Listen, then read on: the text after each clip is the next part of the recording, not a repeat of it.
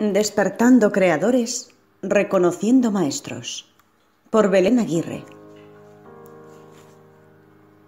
Prólogo.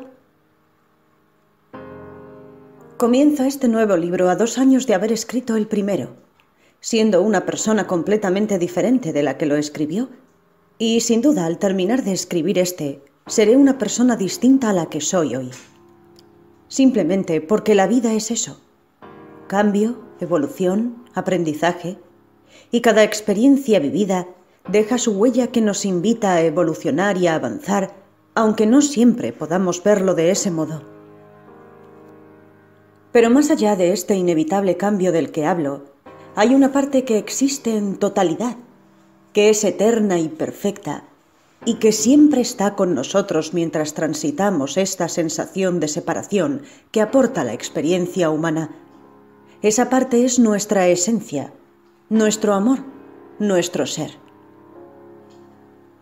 Como ser en plenitud, puedo decir que mi propósito es el mismo que me motivó a escribir ese primer libro: acompañar a otros seres, reencontrarme con aquellos que vinieron a cumplir la misma misión que yo y sobre todo seguir compartiendo lo que como ser humano enfrento en distintas ocasiones, para así seguir aprendiendo y a su vez poder comprender y brindar herramientas a quienes se acercan a mí con alguna dificultad por trascender. En estos 2 años fueron muchas las herramientas que se sumaron para ayudarme a crecer y sanar. Fueron muchos los maestros que colaboraron dándome una mano y también soltándomela para que yo pudiera ver mis heridas, para que pudiera aprender a levantarme y para que pusiera en marcha mi creatividad y mi confianza para seguir adelante y no bajar los brazos. A todos ellos y a los que vendrán, a mi familia y a mis amigos, a todos los seres que asisten a la Tierra y al universo en su totalidad, les digo gracias, gracias, gracias.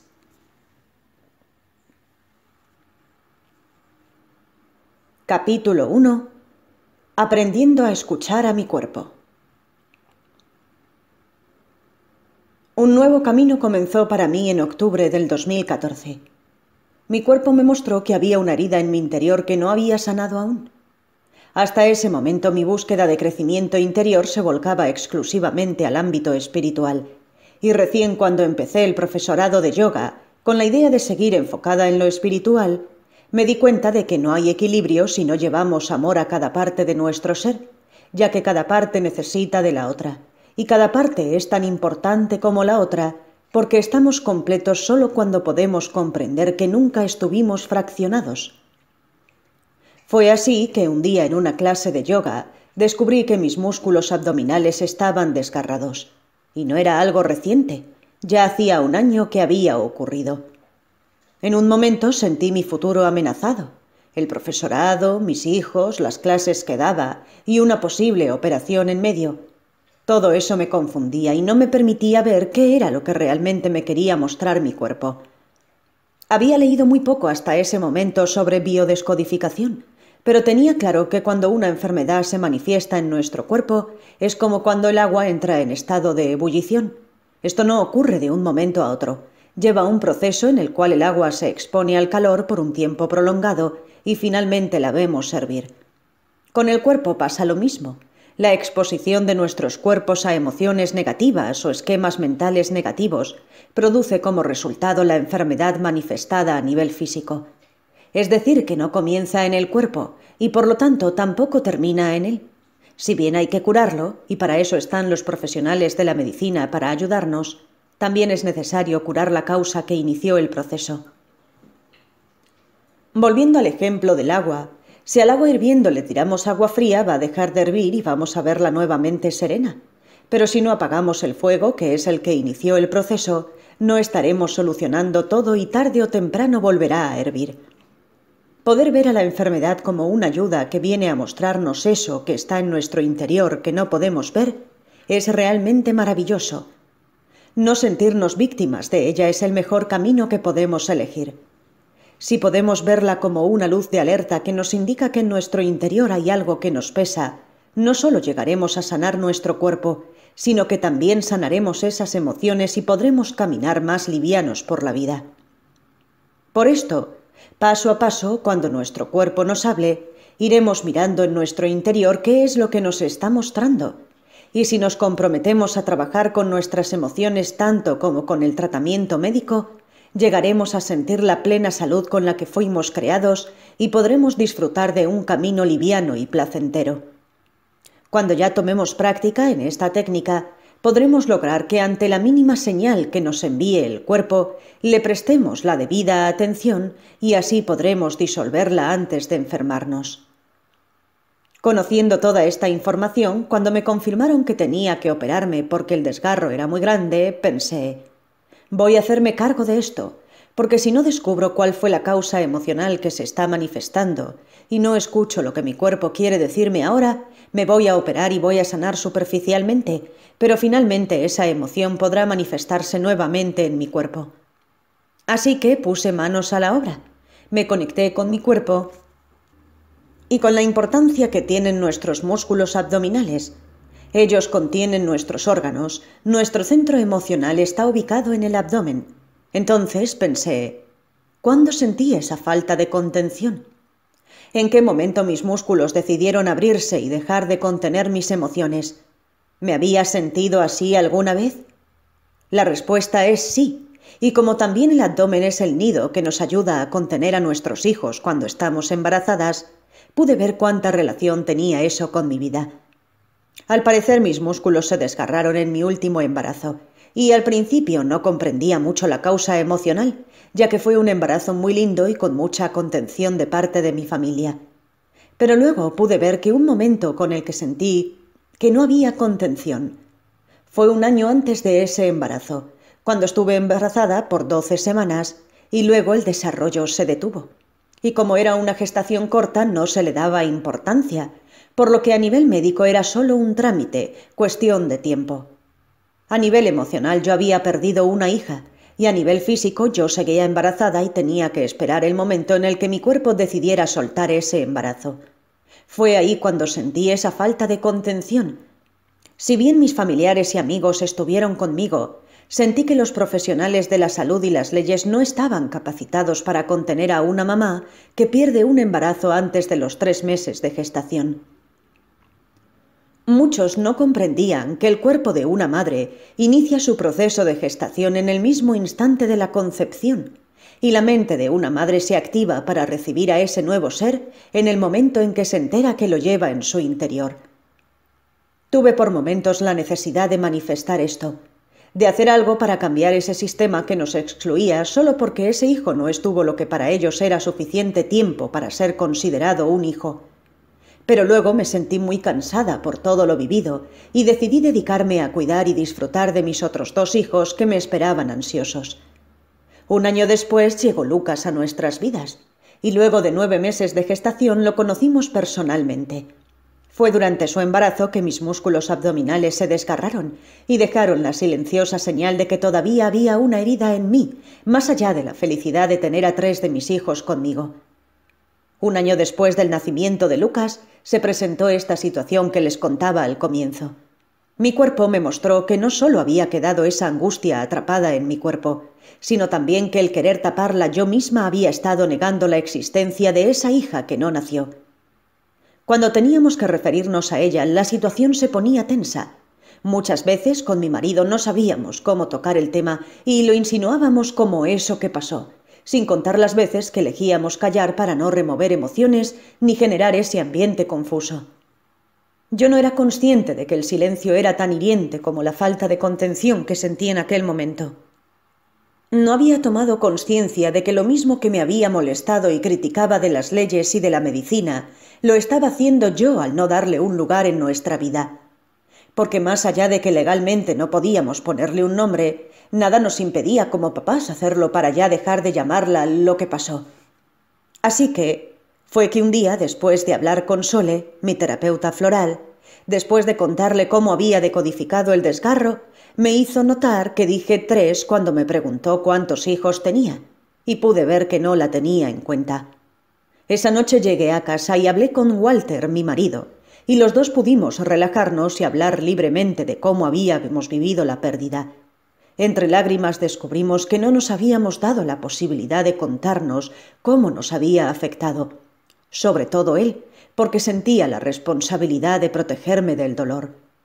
Así que nuevamente, con una sonrisa en el rostro, decidimos llamarla Martina y permitimos hablar de nuestro angelito cuando lo deseáramos.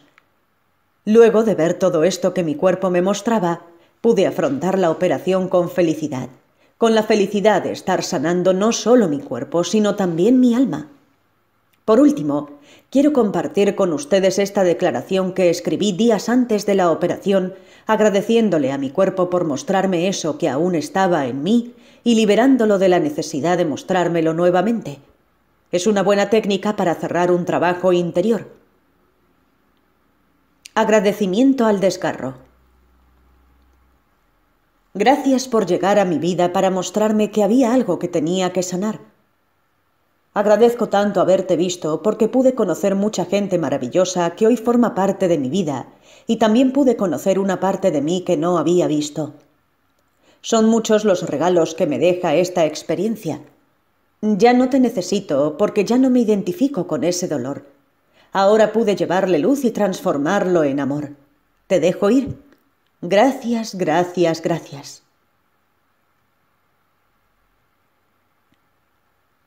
Capítulo 2. Ordenando el árbol. Luego de darle a Martina el lugar dentro de la familia, comencé a interiorizarme en lo que son las constelaciones familiares.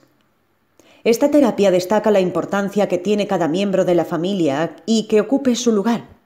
Puede ser el caso de una chica que tiene que hacer de mamá de su hermano por alguna circunstancia, o quizás que tenga que hacer de mamá de su propia madre invirtiendo los papeles. Esta persona vive una vida en desorden porque no pudo ocupar su lugar de hermana o de hija. Las constelaciones familiares ponen orden a situaciones que nos generan conflictos en la vida o que se repiten sin motivo visible, ayudando a sanarlas y liberarlas. La clave está en encontrar el origen del desorden, que puede presentarse, como en el ejemplo anterior, por ocupar un lugar que no le corresponde, o también puede venir de ancestros, que aunque no los conozcamos, la sangre nos une y el alma que no mide el tiempo ni el espacio necesita que todo nuestro sistema familiar esté completo y dentro de un orden de amor. En constelaciones se ordena el árbol familiar para que el consultante pueda ocupar su lugar y seguir adelante con su vida sin cargar con responsabilidades o cuestiones que no le pertenecen, como puede ser también una enfermedad que pasa de generación en generación o un tipo de conducta.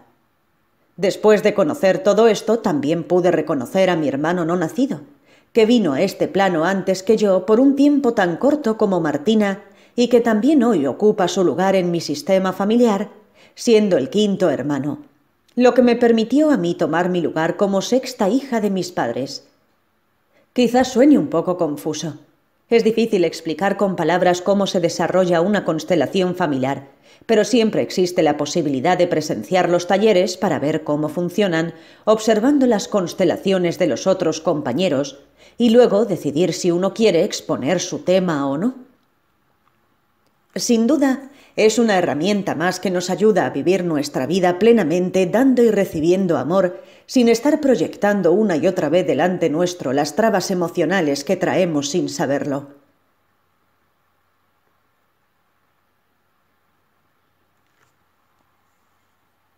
Capítulo 3. Alineándome con mi propósito. Con mi cuerpo recuperándose de la operación, continué trabajando como instructora de yoga en un gimnasio que me había convocado. Ahí, además de dar las clases de yoga, por todo el movimiento interno que genera esta práctica y lo que significa para cada persona tomarse un tiempo para sí misma, pude empezar a hablar con gente interesada en sanar y conocer su interior. Comencé a ver que todas las herramientas que hasta ese momento me habían ayudado a mí, también podían ayudarlas a ellas. Pero no era tan simple, porque para poder ayudar a alguien esa persona tiene que pedir la ayuda, porque atravesar las dificultades es parte de su experiencia y son ellas quienes tienen que decidir si quieren iniciar un proceso de autoconocimiento y sanación y cuándo hacerlo. Yo simplemente podía acompañarlas, mostrándole las herramientas que hoy existen cuando ellas me lo pidieran. Pero siempre el trabajo interior iba a ser individual y personal, cada una trabajando para sí misma, tanto ellas como yo. Un día los dueños del gimnasio me ofrecieron avanzar en el aprendizaje de otras disciplinas de entrenamiento además del yoga.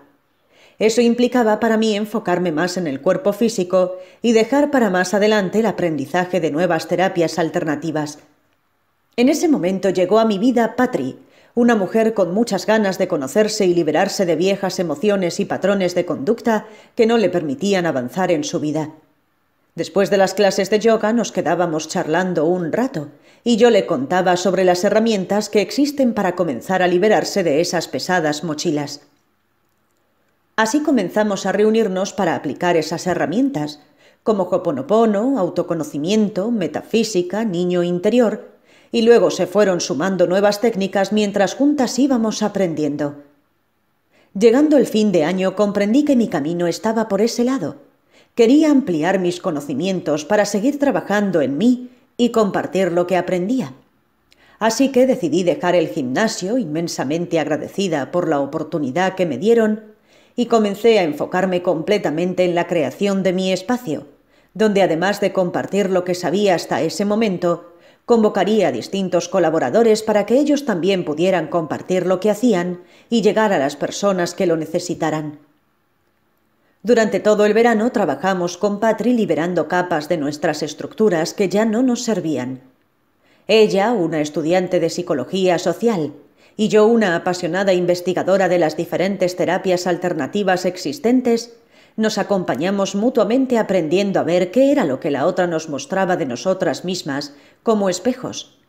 Ella me mostraba mis partes más débiles y yo le mostraba su extrema dureza. Muchas veces enfrentamos nuestros egos queriendo permanecer y luego volvimos a reírnos agradeciendo a la otra por mostrarnos eso que necesitábamos sanar.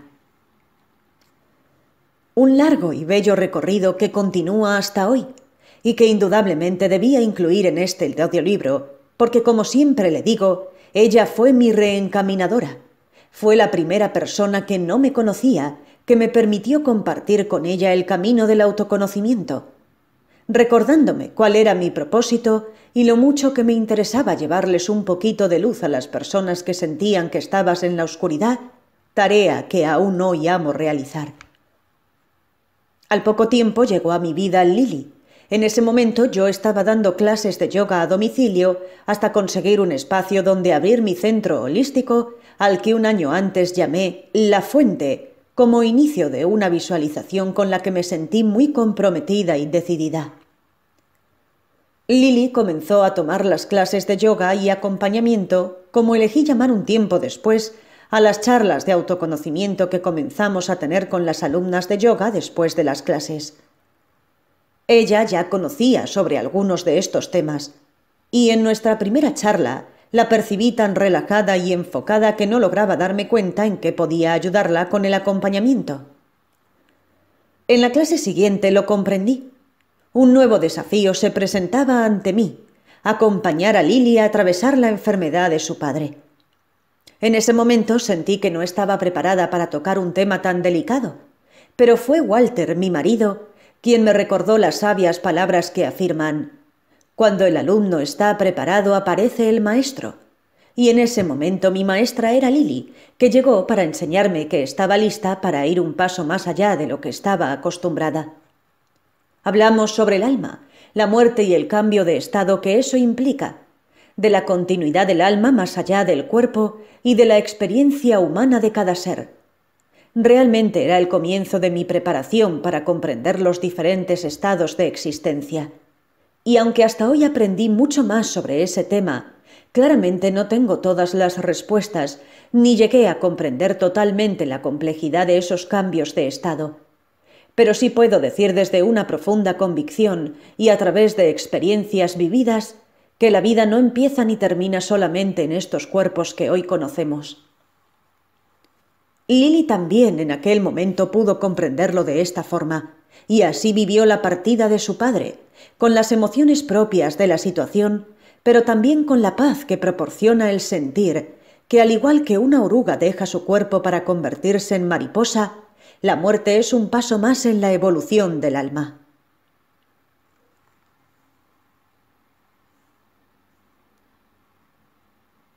Capítulo 4. De la visualización a la manifestación. En febrero del 2015, mi sueño de tener un espacio propio donde dar clases de yoga y compartir las herramientas de autoconocimiento comenzó a aparecer en mi vida como algo tan posible de realizar que decidí anunciar que en marzo abriría ese espacio. Aunque todavía no tenía idea de cómo lo haría, y mucho menos dónde, tenía la convicción de que lo lograría. Y tal como lo dice Neville Goddard y otros autores que escribieron sobre visualización creativa, sentir es el secreto. Así que puse en marcha mi mente para organizar horarios, publicidad, talleres. Comencé a averiguar sobre los materiales que necesitaba, dibujé cómo se vería ese espacio decorado y a cada consulta que llegaba respondía convencida: abrimos en marzo.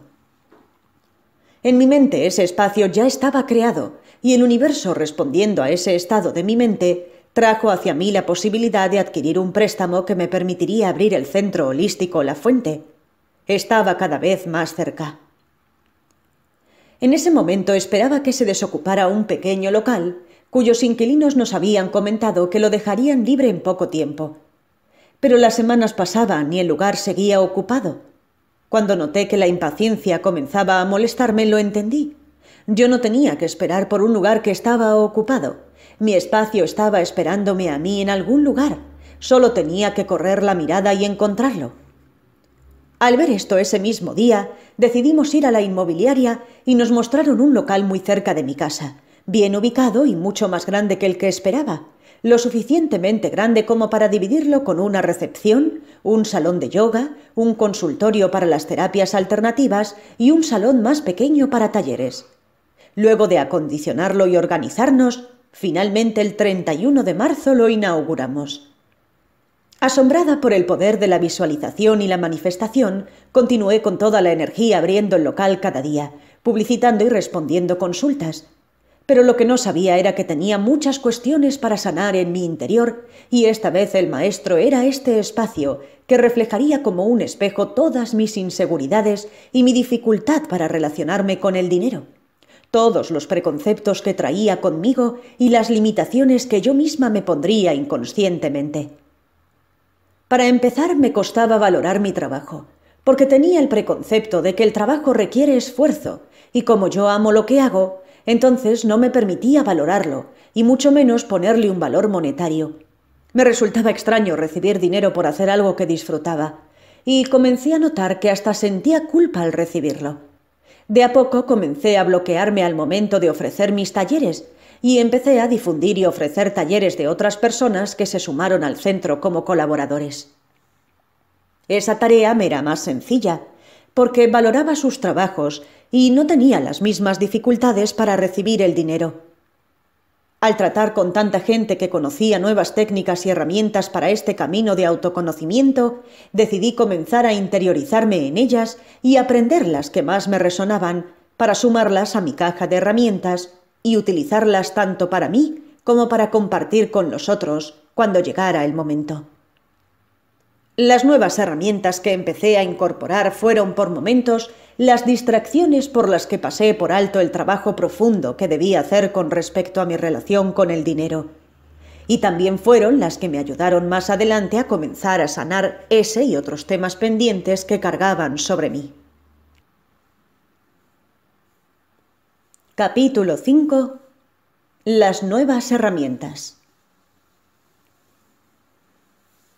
Comencé esa nueva etapa en el Centro Holístico La Fuente con mis clases de yoga y algunos talleres de autoconocimiento que había preparado para introducir el concepto del espejo en la vida de quienes asistieran. Este concepto nos muestra cómo vemos en las otras personas los comportamientos que en realidad tienen que ver con nosotros mismos, y así cada uno etiqueta al otro desde la perspectiva que ve al mundo y a sí mismo.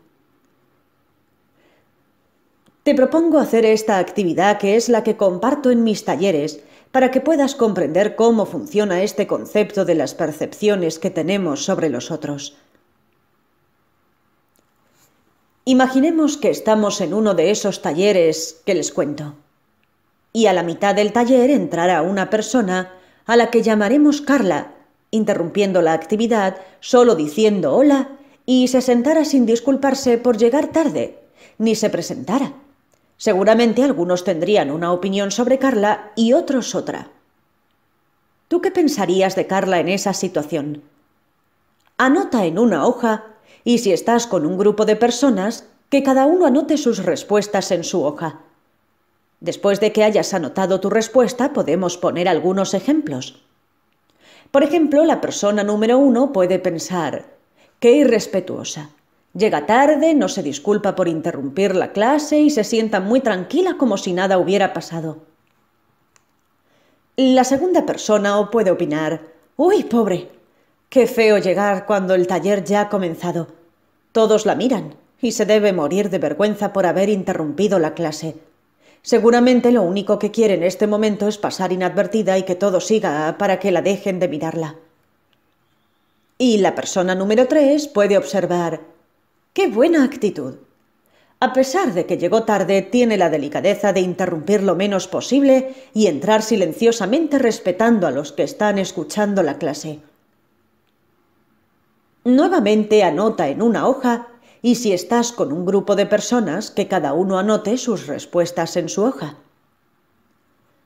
¿Qué piensas de las opiniones de las personas 1, 2 y 3? La razón por la que todos ven a Carla de una forma distinta es en realidad porque esos pensamientos solo hablan de ustedes mismos, no hablan de ella.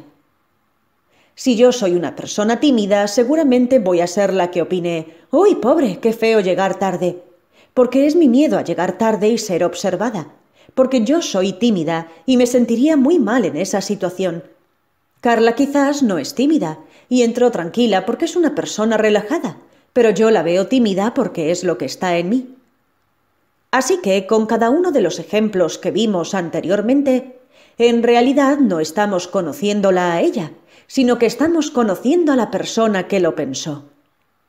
Ahora, como lo que propone este taller es que empecemos a conocernos a nosotros mismos, para eso vamos a empezar por tomar conciencia de las cosas que pensamos de los demás, de lo que vemos a nuestro alrededor.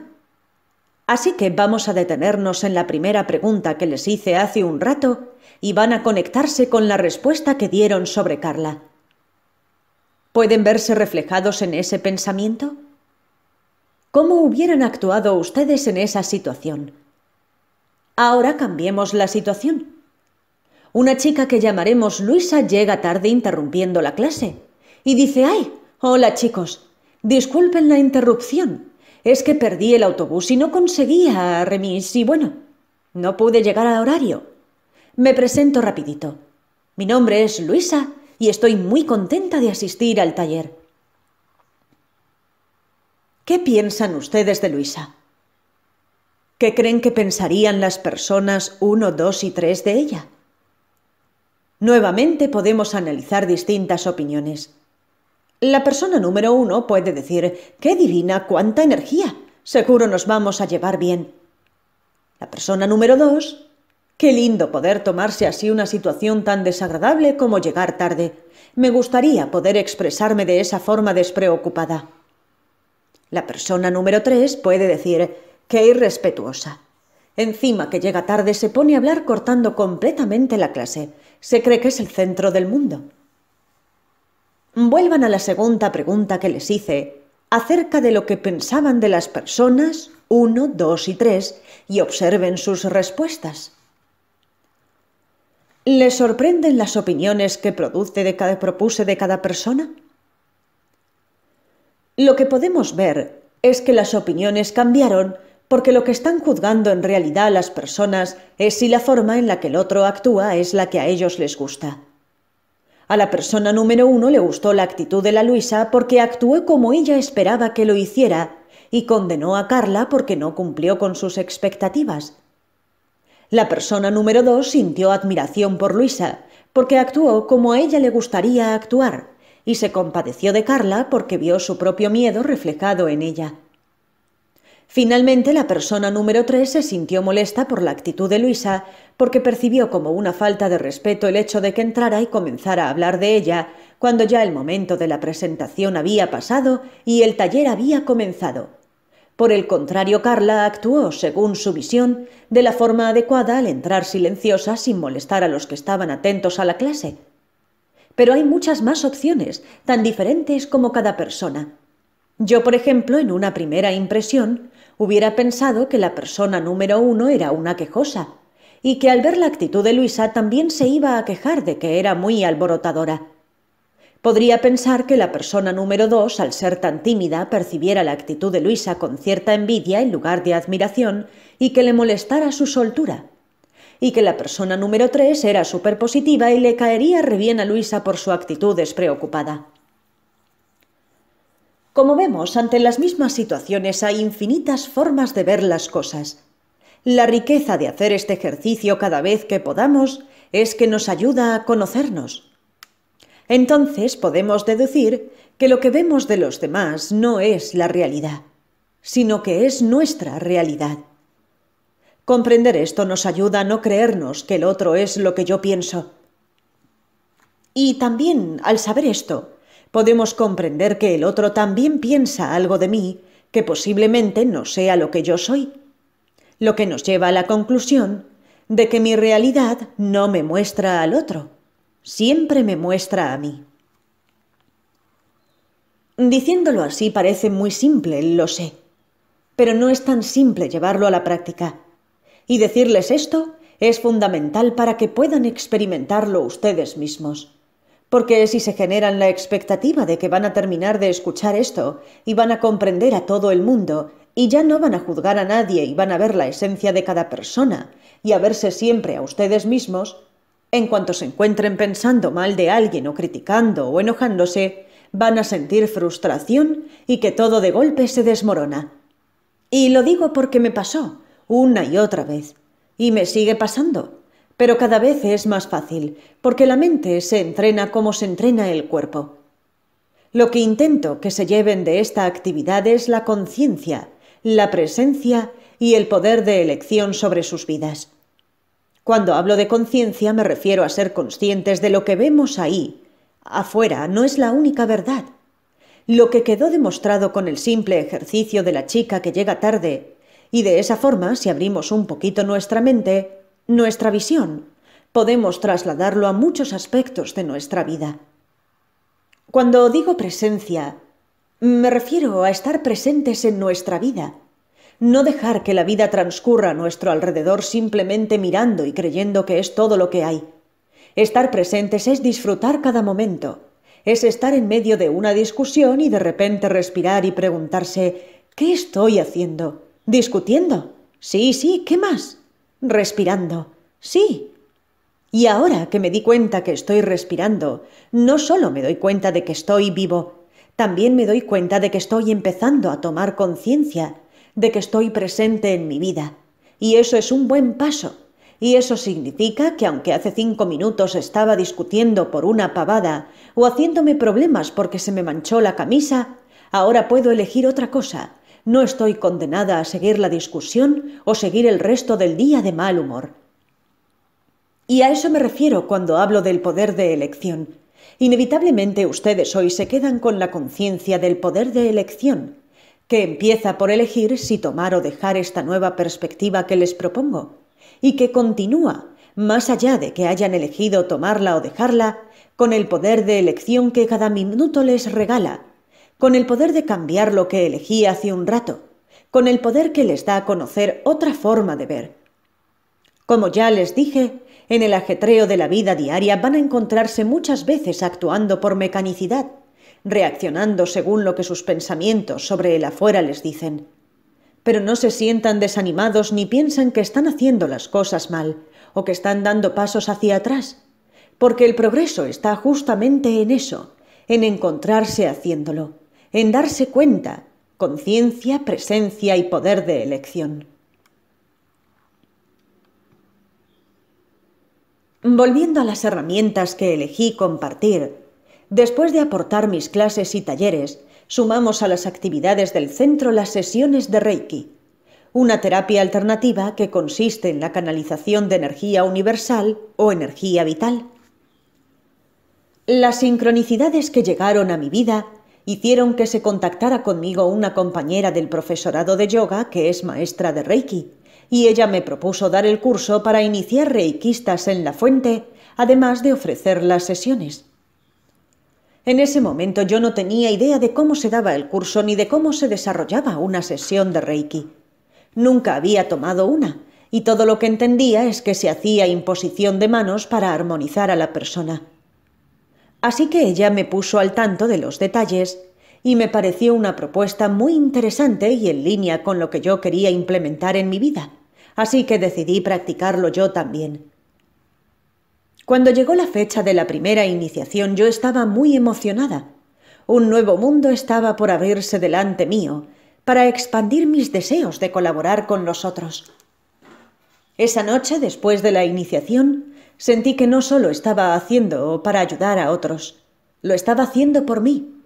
De hecho, el primer nivel de Reiki es un nivel personal, para armonizarnos y equilibrarnos con el autotratamiento, y decidí permanecer en ese nivel por un largo tiempo, solo canalizando energía para mi sanación.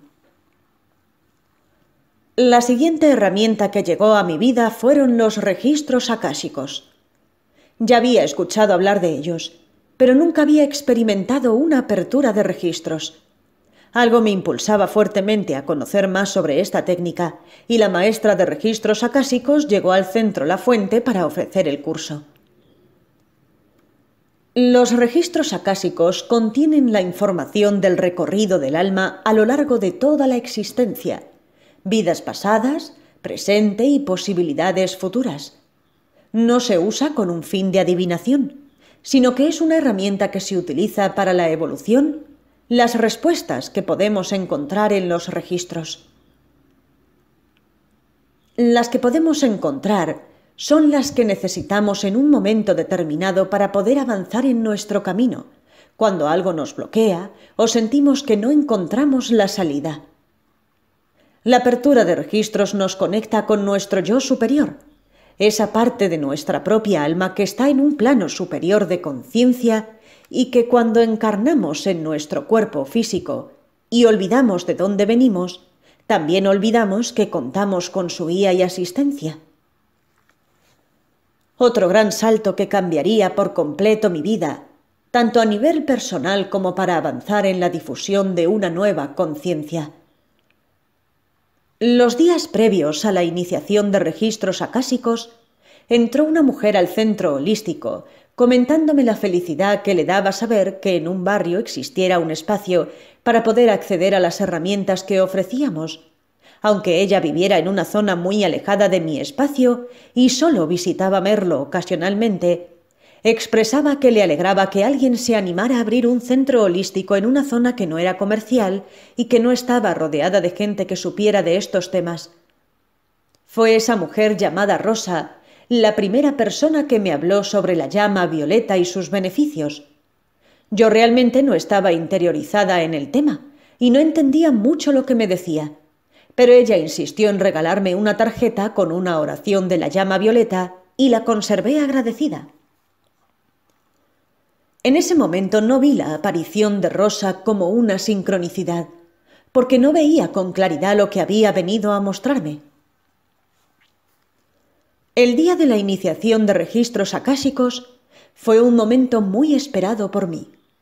Fue una hermosa experiencia y al finalizar hicimos una meditación con nuestro ángel de la guarda, tema del cual tampoco tenía conocimiento, ya que no creía mucho en lo que estuviera relacionado de alguna forma con alguna religión, en este caso los ángeles. En la meditación la maestra nos propuso preguntarle el nombre al ángel que nos acompañaba en ese momento, y en mi mente resonó el nombre Zadkiel. No le di mucha importancia, porque no sabía si existía un ángel con ese nombre.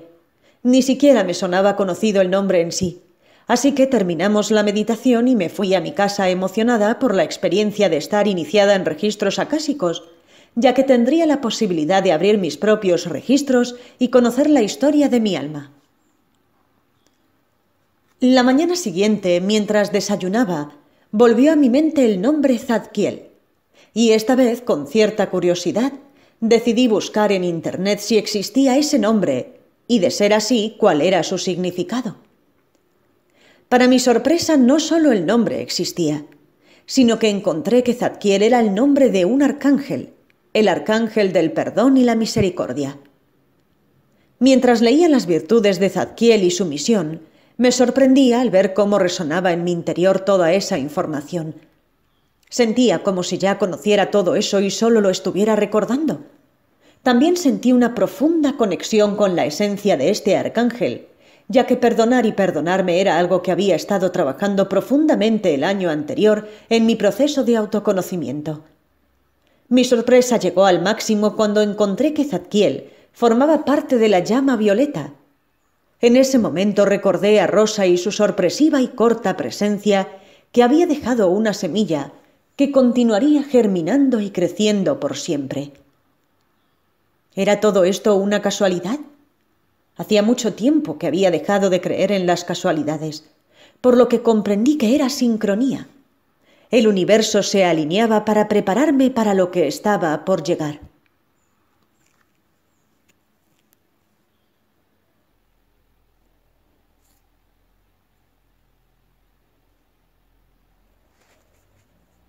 Capítulo 6. La terapia energética arcoíris.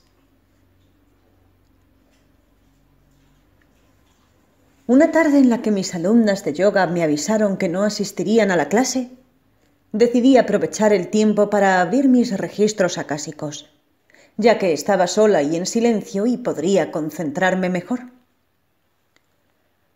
En esa apertura, comencé a visualizar unos símbolos que nunca había visto. Y como mi maestra me había dicho que todo lo que me llegara lo anotara porque podía ser importante para mí, comencé a dibujarlos en un papel. Eran 4 símbolos, y en ese momento no supe para qué eran ni tampoco si existían ya en algún lado.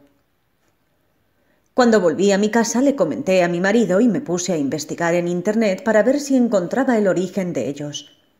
No encontré nada, así que al día siguiente quise preguntar en una meditación qué significaban esos símbolos, y me dijeron que eran símbolos de conexión con la tierra, con el sol, con el ser y un símbolo de conexión con la energía universal. Mi desconcierto seguía más allá de haber recibido esa respuesta, porque no podía entender para qué habían llegado a mi vida ni por qué a mí.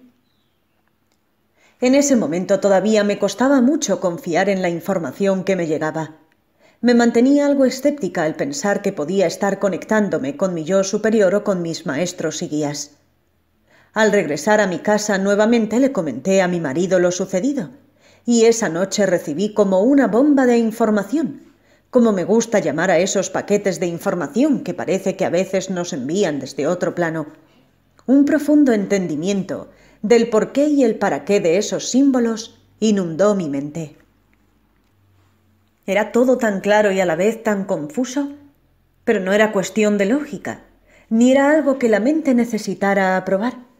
Era pura certeza, otra vez ese sentimiento, como si ya lo supiera. Los símbolos pertenecían a una técnica de canalización de energía universal, y cada uno correspondía a un chakra en particular. La función principal de la técnica sería la conexión con la tierra y la transmutación de las viejas energías con la asistencia de la llama violeta.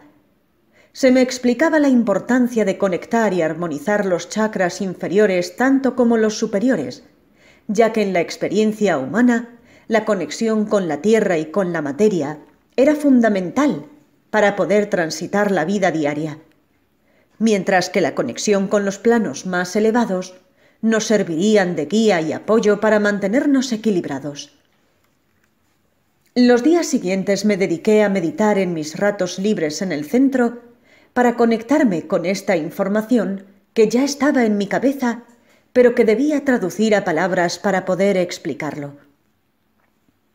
Llegaron los 3 símbolos restantes y detalles de cómo se utilizarían, cómo se desarrollaría la sesión y la importancia de trabajar en el cuerpo como si fuera un árbol.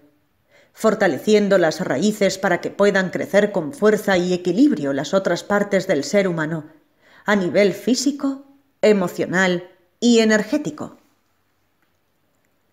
Recibí en una meditación las instrucciones de un autotratamiento para sintonizarme con las dos energías principales de la técnica, la tierra y la llama violeta.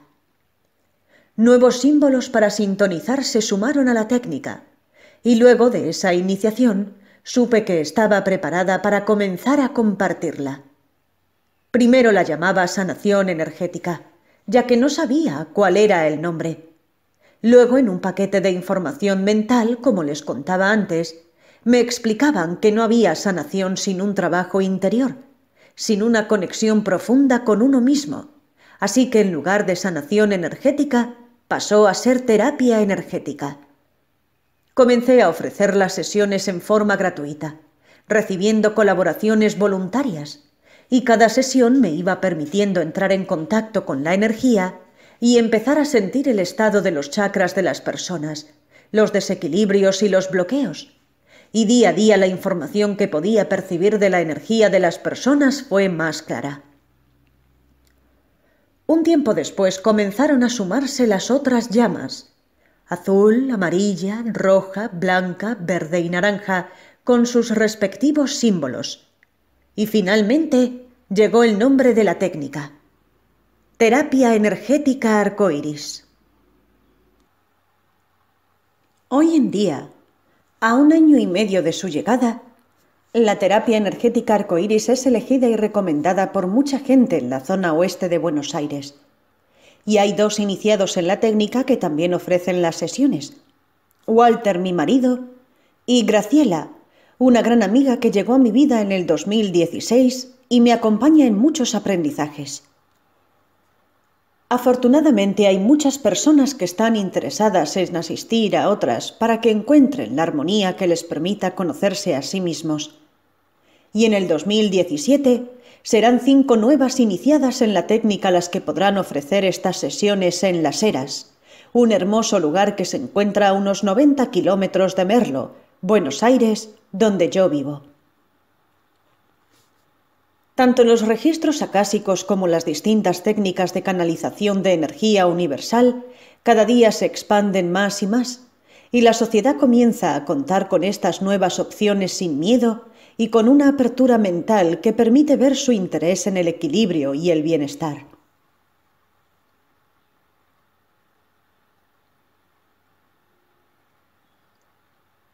Capítulo 7.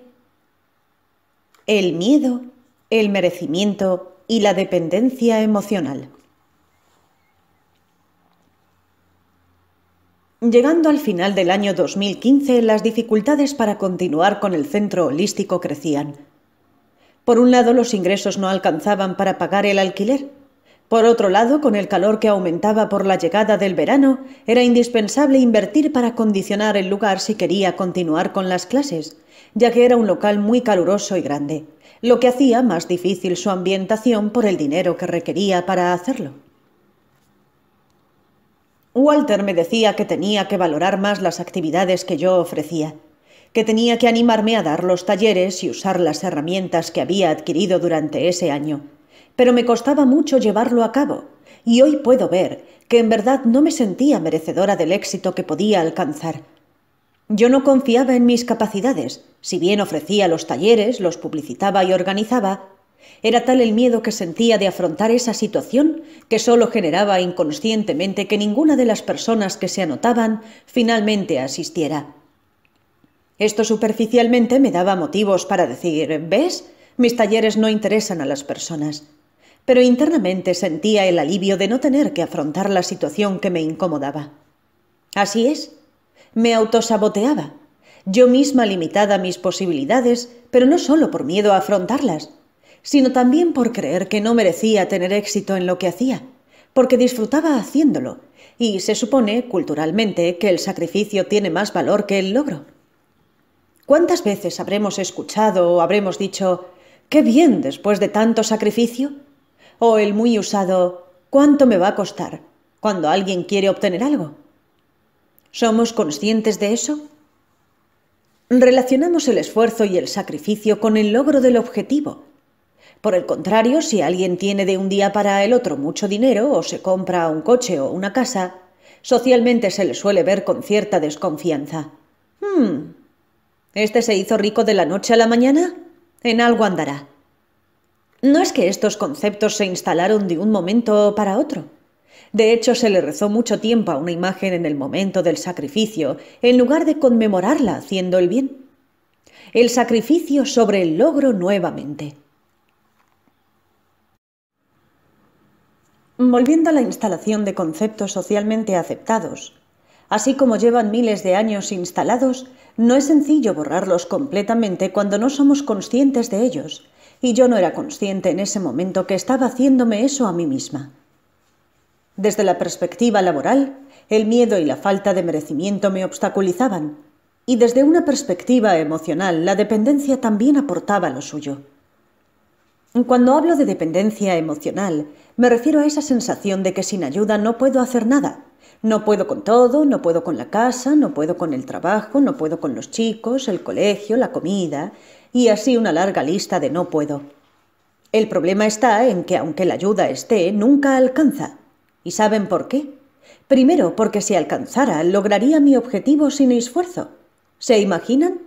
Trabajar de lo que amo, que mi marido me acompañe a la par sin problemas y que el tiempo me alcance para todo lo que deseo hacer.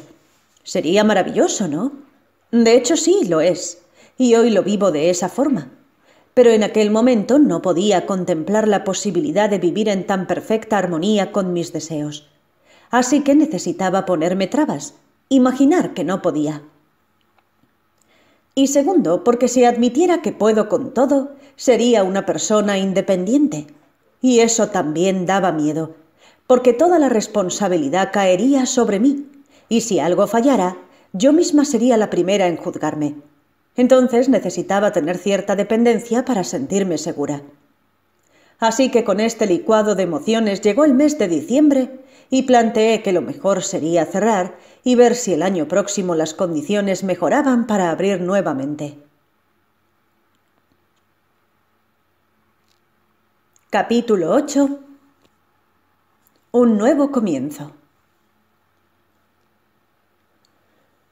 Llegó el 2016, y con él nuevas ofertas de trabajo que me brindaban lo que suele llamarse un sueldo seguro.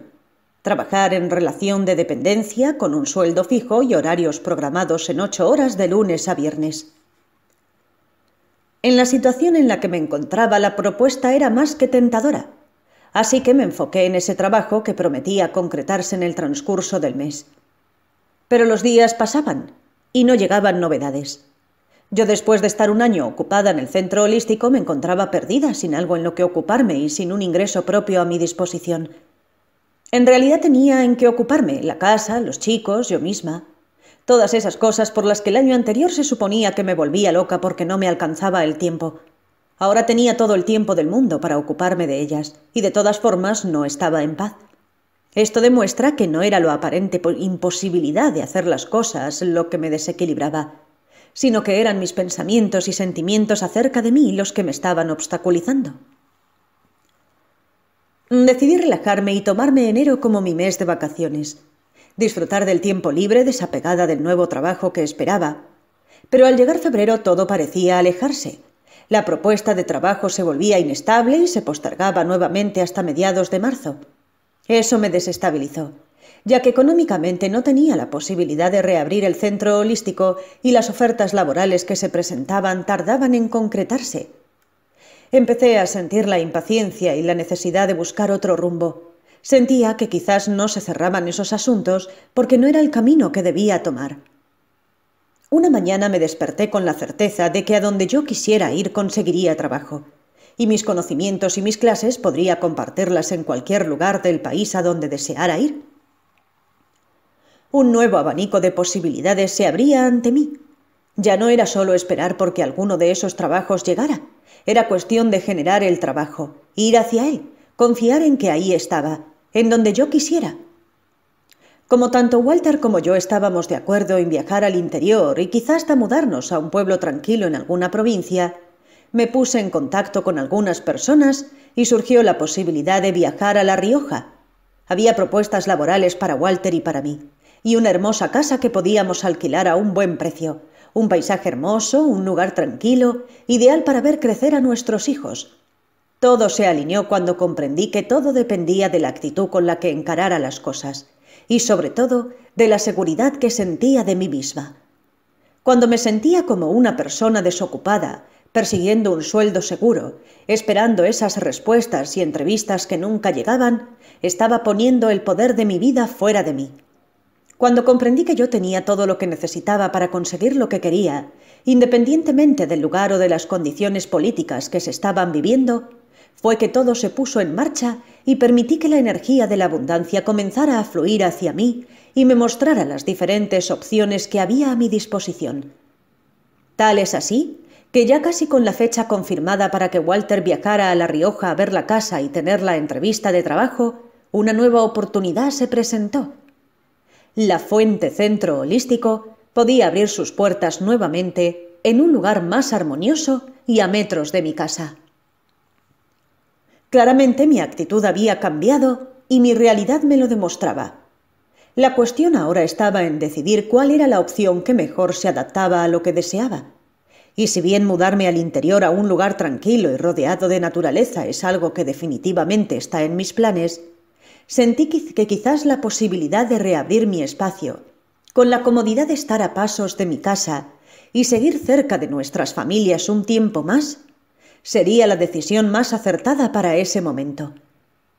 Además, estar en Buenos Aires me permitía hacer otros cursos y capacitarme para que cuando llegue el momento de irnos al interior, mis herramientas me permitan brindar mejores servicios y expandir más conocimientos al lugar a donde vaya. Sabiendo que ya no era una víctima de las circunstancias y reconociendo el poder que habita dentro mío, comencé una nueva etapa del centro holístico que me permitiría comprobar que lo que había aprendido el año anterior, con sus dificultades y alegrías, me había estado preparando para este nuevo comienzo. Esta vez con una base más sólida que se asentaba en las raíces de mi confianza y mi relación conmigo. Tal como las semillas de bambú, que una vez sembradas tardan 7 años en asomar fuera de la tierra, y luego en solo 6 meses alcanzan una altura de 30 metros.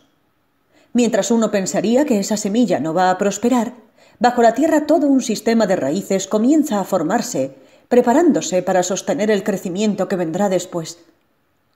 En ese primer año no estaba preparada emocional ni mentalmente para sostener el éxito de mi proyecto, porque como les conté, de hecho tenía mucho miedo de afrontar la responsabilidad y no tenía la capacidad de valorarme.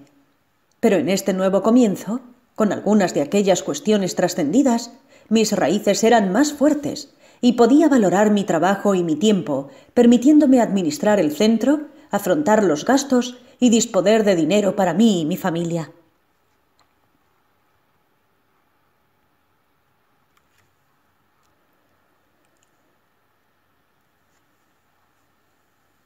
Capítulo 9.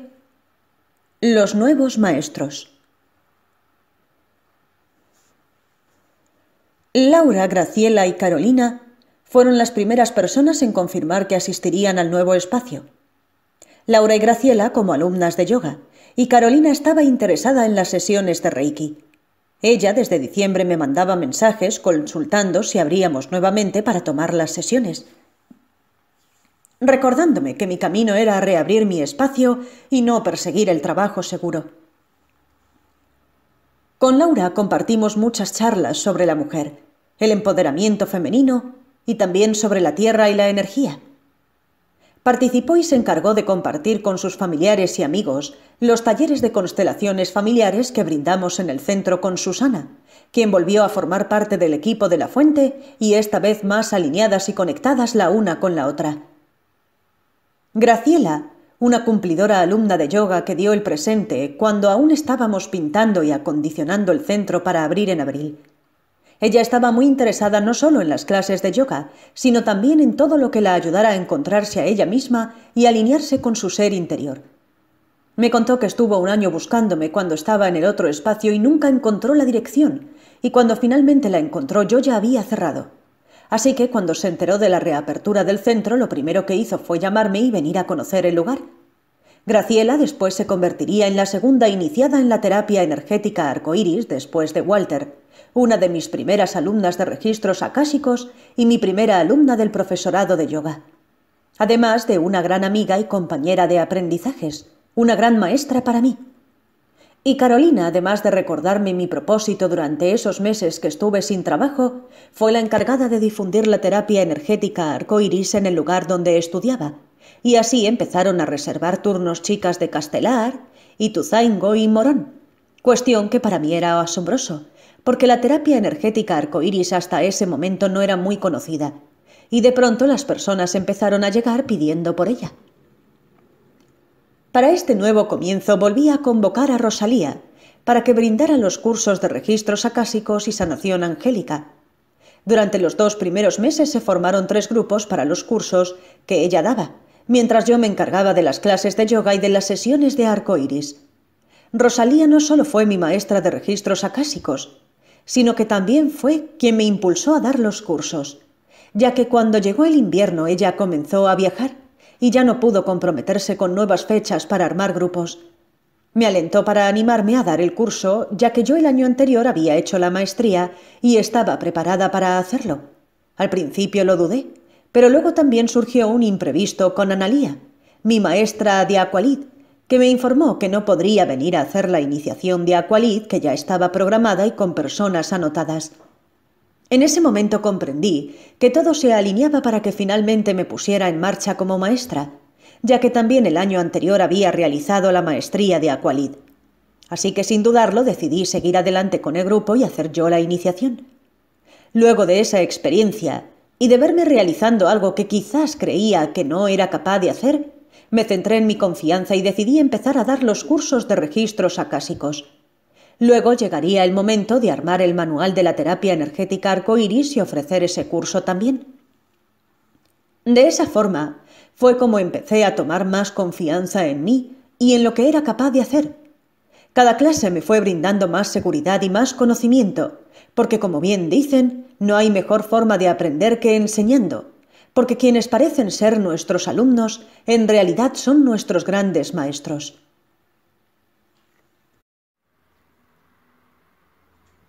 Capítulo 10.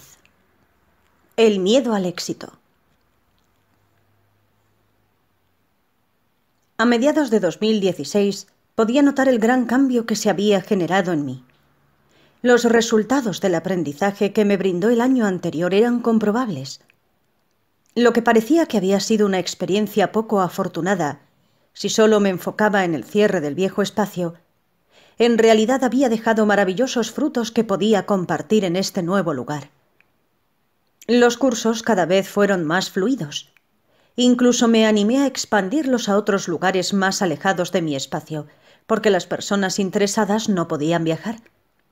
Valeria fue una de ellas, que amorosamente ofreció su hogar para dar los cursos en Las Heras.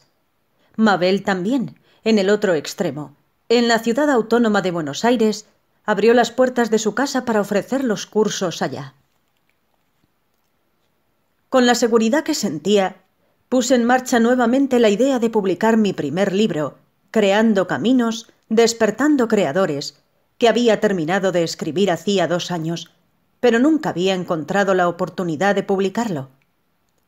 Con el dinero disponible para imprimir, el libro editado y todo arreglado con la imprenta, tomé la decisión de cumplir algo que le había prometido a mi niña interior: llevarle el libro a Silvia Freire y conocerla en persona, ya que ella fue una de las personas que me ayudó a conocerme y a tomar la decisión de cambiar el modo de ver las cosas a través de su programa de radio y sus libros.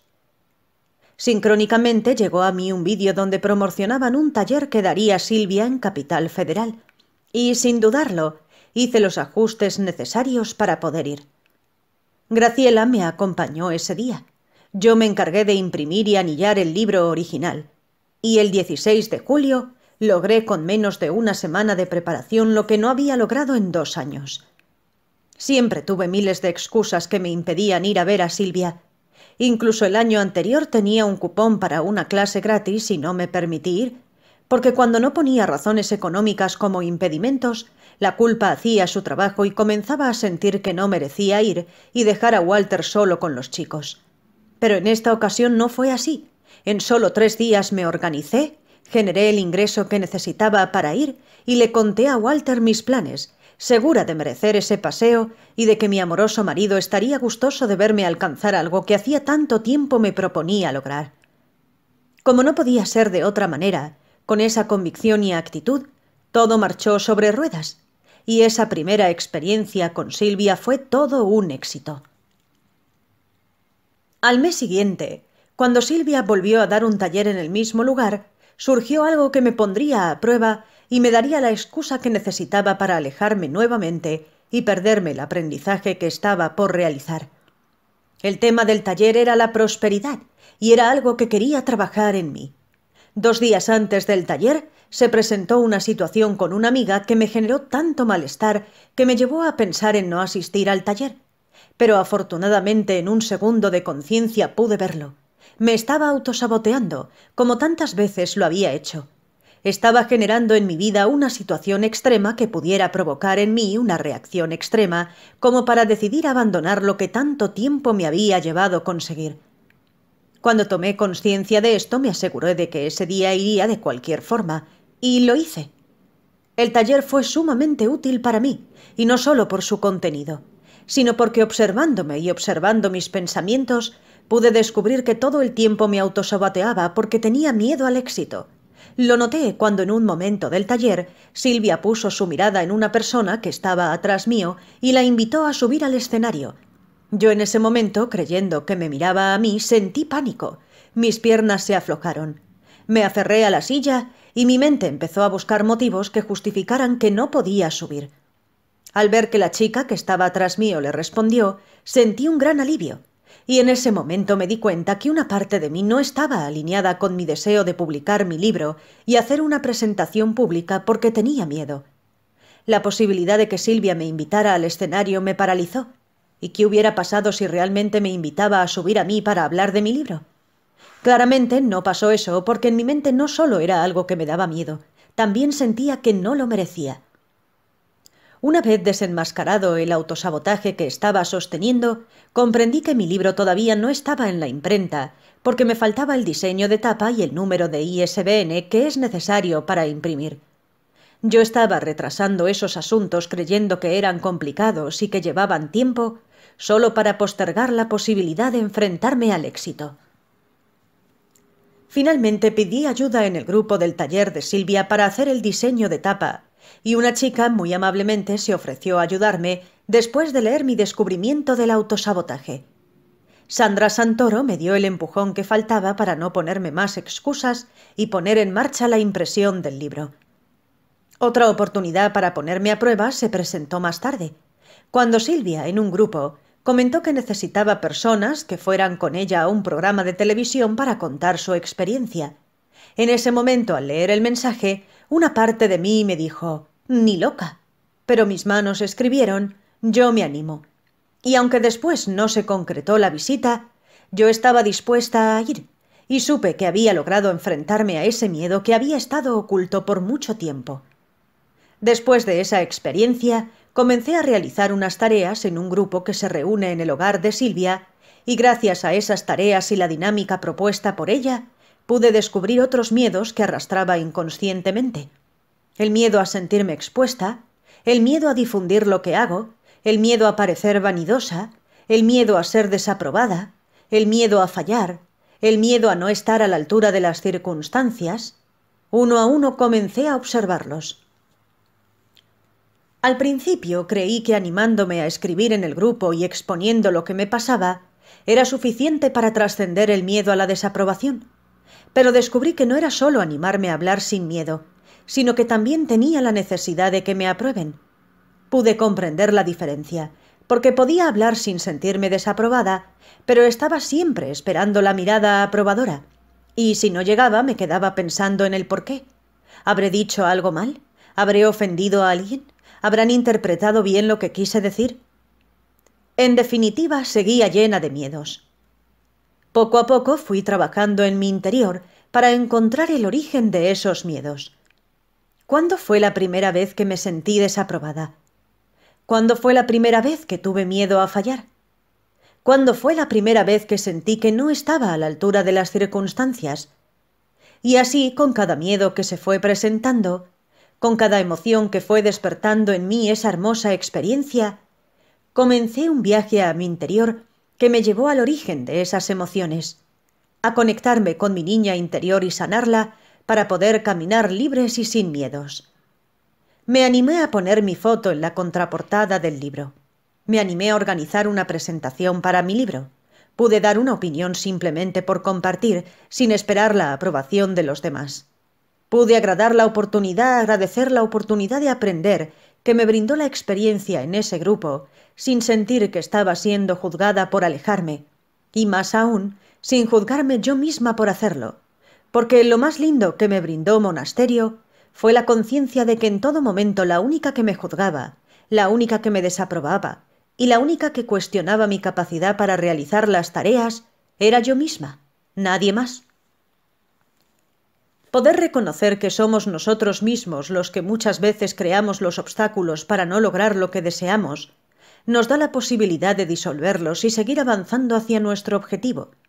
Puede parecer una locura pensar que una persona desea mucho algo y ella misma genera situaciones para evitar que se cumpla ese deseo, pero sucede así muchísimas veces, y por lo general le echamos la culpa a las circunstancias, a la mala suerte, a las personas que nos rodean o a nosotros mismos, pero no desde la perspectiva de comprender que tenemos miedo, sino desvalorizándonos y sintiéndonos incapaces de lograr nuestra meta.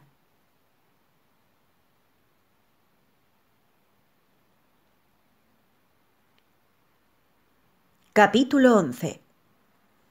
Conociendo mi origen. A lo largo del 2016, empecé a hacer los acompañamientos con las personas que venían por la terapia energética arcoíris, ya que esta terapia cada día es más profunda en cuanto a la información que brinda con respecto al origen de los bloqueos energéticos. El estado de los chakras de las personas comenzaron a facilitar palabras, emociones o imágenes que al momento de transmitírselas a los consultantes podían identificar fácilmente cómo se relacionaban con alguna parte de su vida. Pero luego la pregunta era, ¿y ahora qué hago con esto? Energéticamente se hacía la limpieza de la energía estancada, se hacían los desbloqueos necesarios en los chakras y se armonizaban, pero emocionalmente había una parte activa que la persona debía decidir si quería realizar para poder sanar el origen emocional y que su energía no volviera a bloquearse por el mismo tema más adelante. Aunque yo ya llevaba bastante tiempo trabajando con las herramientas de autoconocimiento y había aprendido nuevas técnicas, comencé ese año a ofrecer tímidamente los acompañamientos a los consultantes que querían ir más allá de su armonización energética. De esta forma, según la información que su energía brindaba, comenzamos a trabajar en la parte emocional de esas situaciones que salían a la luz, y muchas veces las personas luego elegían seguir con otros temas que les generaban conflictos para aprender cómo aplicar las técnicas y poder liberarse de esas pesadas mochilas que cargaban. Se empezó a difundir de boca en boca los resultados de la terapia energética arcoíris y los beneficios de trabajar interiormente con las herramientas de autoconocimiento. Me empezaron a contactar conocidos de personas que ya habían hecho la terapia para comenzar con las sesiones y las historias que empecé a conocer eran de lo más variadas. Lo que llamaba mi atención era que en ciertos momentos todas las personas con las que trabajaba me hablaban de un mismo tema, con algunas variaciones, pero la temática era la misma, y no casualmente, esa parte en la que todos coincidían estaba relacionada en algún momento de mi vida. En un principio observé esa coincidencia con asombro, y tomaba con naturalidad las herramientas para asistir a esa persona, porque la empatía me facilitaba la herramienta para cada ocasión. Podía identificar cómo se sentía la persona frente a esa situación porque yo ya había estado ahí, y cuando expresaba con mis palabras lo que comprendía de las circunstancias que me contaban, realmente comprobaba que ambos coincidíamos en la percepción desde el punto de vista original, desde la víctima. Mi labor luego estaba en mostrarles otra posibilidad que era la del poder, mostrarles que existe otra forma de ver esas situaciones que les permite tomar las riendas para dejar de sentirse víctimas y ser creadores de su realidad. Así fuimos avanzando en las historias de cada uno, y ciertamente siempre llegamos al niño interior. Las herramientas que Silvia me había brindado cuando yo comencé a trabajar con mi niña fueron una gran ayuda al momento de conectar con el niño de cada adulto que venía a conocerse.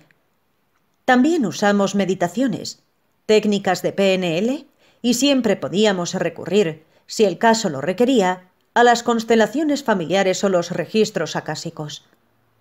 Llegó un día en el que comprendí que no solo no era casual que mi historia estuviera tan presente en cada una de las historias que me contaban, sino que era una oportunidad de sanarme profundamente a mí misma. Todo comenzó por un caso muy particular en el que una chica estaba muy afectada por circunstancias que había vivido y que en el presente le estaban impidiendo concentrarse en sus objetivos y sentirse bien. Esas circunstancias yo las había vivido y ya no representaban un malestar en mi vida, pero sentí que si ella llegó a mi vida mostrándome ese aspecto de mí, quizás todavía quedaba algo por sanar. Y si yo lograba sanar eso, podría ayudar para que ella sane también, porque aprendimos que el entorno es nuestro reflejo, y si nos enfocamos en sanarnos a nosotros mismos, sanamos todos, sana el mundo. Así que en un principio, asumiendo un compromiso con las personas que hacían acompañamiento, comencé a hacer los ejercicios junto con ellas. Y luego comprendí que en realidad lo estaba haciendo por mí. Estaba empezando a comprometerme más profundamente con mi trabajo interior. Es por esto que es tan importante que cuando vemos personas o situaciones que nos afectan, nos detengamos a ver qué es lo que nos muestran. Y si vemos que hay algo en nuestro origen que se relaciona con eso, buscar herramientas para sanar, porque muchas veces nos enfocamos en querer ayudar a los otros y en realidad lo que ellos están haciendo es ayudarnos a nosotros a ver nuestras heridas. Así, la relación con mi niña interior comenzó a ser más amorosa, más frecuente, porque en un principio, cuando trabajé con ella, creí que alcanzaba con ponerme en contacto y sanar algunas cosas, pero ahora estaba comprendiendo que son muchísimas las cosas que la niña tenía que sanar. Cosas que pueden parecer tonterías y cosas fuertes. Y destaco esa diferencia solo porque la mente adulta cree en esa separación de cosas buenas, cosas malas, cosas poco importantes y más importantes. Porque en realidad para la niña todas fueron importantes. Y si no marco esa diferencia, la mente adulta puede dejar de lado cosas que tiene que sanar juzgándolas como tonterías y restándoles importancia. Entonces, cuando trabajamos con nuestra niña interior, no debemos medir la gravedad de las situaciones con nuestra mente. Debemos separar la comprensión que la adulta pudo haber alcanzado hacia esa situación. Porque si la emoción sigue en el interior, si las circunstancias se siguen repitiendo, si nuestro entorno nos muestra una y otra vez la misma película, significa que el adulto cree haber comprendido, pero su niño no sanó, y está pidiendo que le presten atención para sanarse. Comparto un ejemplo.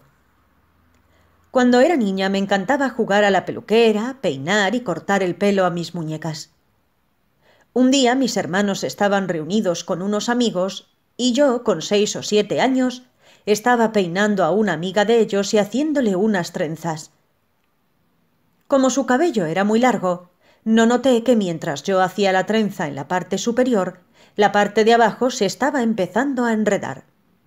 Cuando me di cuenta ya estaba bastante enredado y no podía desanudarlo, así que sin decir nada y con temor de lo que pudiera pasar, decidí empezar a cepillar el nudo para desarmarlo, lo que empeoró toda la situación y el cepillo terminó enredado también en un gran problema que empezó a ponerme muy nerviosa.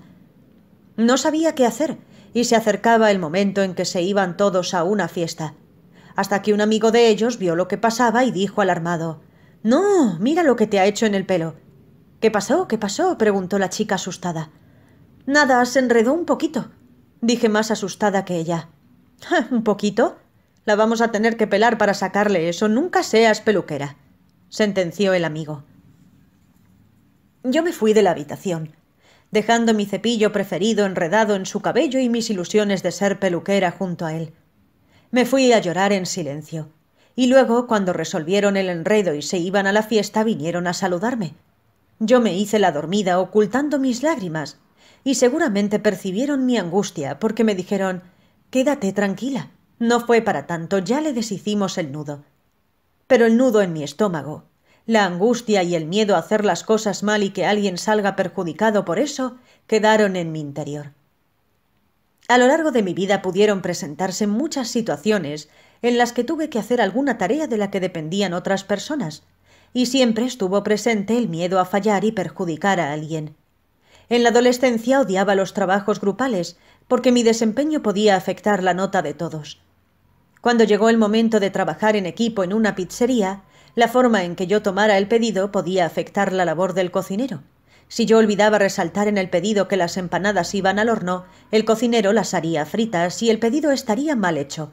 Eso generaba mucha presión en mí, al punto de querer llorar ante cualquier observación que me hicieran, y así las situaciones aparecían en mi vida sin saber yo el porqué de mi angustia ante ellas.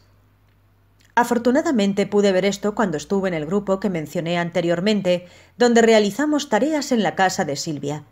Formamos un equipo donde todos colaborábamos con todos, y la tarea de uno tenía que ser informada a los otros para que supieran qué es lo que ya se había realizado y lo que quedaba por hacer. Un día tuve que instalar una manguera y dejar el adaptador que utilizaban con la manguera vieja en un lugar cercano por si alguien necesitaba usarlo. Debía sacar una foto del lugar donde lo guardaba para enviarla al grupo y que supieran dónde encontrarlo. Saqué la foto y la envié, pero por algún motivo nunca llegó al grupo y nadie se enteró de dónde estaba. Al día siguiente, cuando terminé las clases en mi espacio, cogí el teléfono y miré los mensajes del grupo y descubrí que la foto no había llegado y que habían estado buscando el adaptador sin lograr encontrarlo, por lo que la tarea del día había quedado sin hacer. La angustia que sentí en ese momento fue tan grande que al principio no podía comprender por qué me afectaba tanto. Me sentía culpable de haber afectado la labor de mis compañeras, enojada por no haber chequeado que la foto llegara, y luego de pedir disculpas y explicar lo ocurrido me quedé esperando. ¿Esperando qué? Esperando que me juzguen, que me reten, que me sentencien. Y me di cuenta que eso que esperaba no llegaba ni llegaría, porque la única que me estaba juzgando era yo misma. Ese día pude ver realmente el miedo que sentía de fallar y de perjudicar a otros con eso. Y una vez que pude verlo, pude ir a mi interior, encontrarme con mi niña y preguntarle cuándo fue que se había originado ese miedo. Situaciones como esta, que pueden juzgarse como tonterías, pueden mantenernos estancados muchas veces y generar en nosotros sentimientos que no comprendemos. Y al verlos, al estar presentes en ese momento e identificar lo que nos pasa internamente, podemos ir al origen y sanar.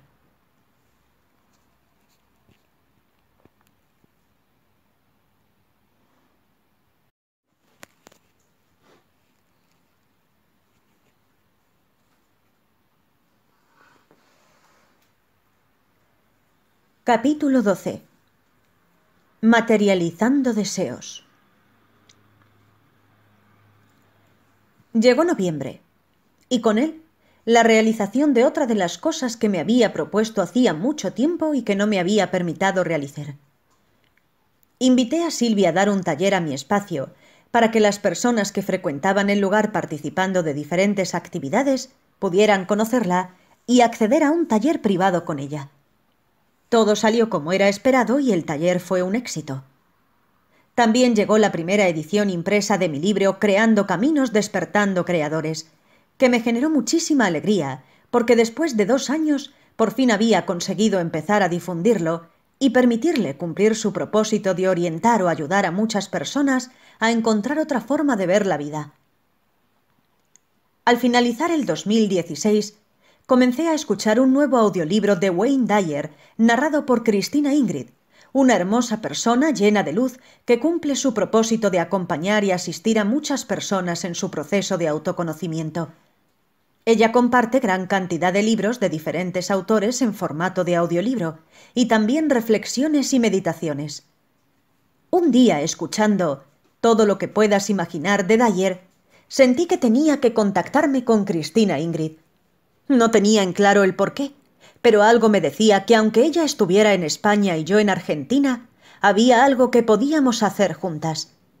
Así fue que le envié un mensaje a través de su página contándole esta situación y pidiéndole que me contactara cuando leyera el mensaje. Un tiempo después, mientras yo escribía este audiolibro que estás escuchando, me ocurrió algo muy extraño. Mientras escribía, sentía la voz de Cristina Ingrid leyéndolo. Era como si mis pensamientos sonaran con su voz y su hermoso acento español. Fue en ese momento en el que volví a sentir que tenía que contactarme con ella. Esta vez sabía que era lo que quería. Le ofrecería mi primer libro para que lo leyera y que si era de su agrado lo grabara con su voz para compartirlo con el mundo a través de YouTube. Sin dudarlo hice una pausa en la escritura, abrí el email y directamente le envié el libro contándole mi propuesta. Después de hacerlo continué escribiendo. Me relajé y pasó un mes hasta que abrí el email y me encontré con el mensaje de Cristina Ingrid. Me contaba que había leído mi libro, que le había gustado y que estaría encantada de grabarlo para compartirlo en Internet. Al poco tiempo me envió el audio, que por cierto me emocionó muchísimo porque sonaba tal cual como lo había imaginado, y luego lo subimos a nuestros canales de YouTube. Afortunadamente, al día de hoy son muchas las personas que se contactaron conmigo para agradecerme por compartir el libro. Una de ellas fue Lía, desde Colombia, que al contactarme me pidió si podía asistirla para enfocarse de otra manera en unas cuestiones que estaba atravesando. Después de charlar un rato sobre registros acásicos, me consultó cómo podría hacer el curso. Y aunque nunca había hecho un curso a distancia, esta vez no me puse obstáculos y le ofrecí brindarle el curso online, convirtiéndose así en mi primera alumna de otro país y en una gran maestra que me ayudó a vencer el miedo a lo desconocido y expandir mis posibilidades más allá de mi espacio físico. Cristina Ingrid y Lía son dos personas con las que seguimos en contacto gracias a esta experiencia, un verdadero regalo para mí y una gran compañía en este camino que continuaré escribiendo paso a paso, día a día, para recordarme siempre que puedo ser mejor cada día y también disfrutar de lo que soy en el presente, amándome simplemente. Belén Aguirre.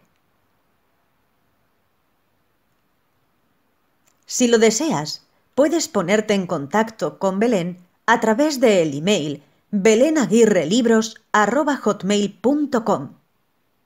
También puedes encontrarla en Facebook como www.facebook.com/Belén Aguirre Despertando. ¿Agradecimientos? Agradezco a todas las personas mencionadas en este libro, alumnas, maestras, colegas y compañeras, por permitirme compartir sus experiencias. A Walter por acompañarme siempre incondicionalmente. A mis hijos por esos cálidos abrazos que me regalan cada vez que salgo a hacer mi labor.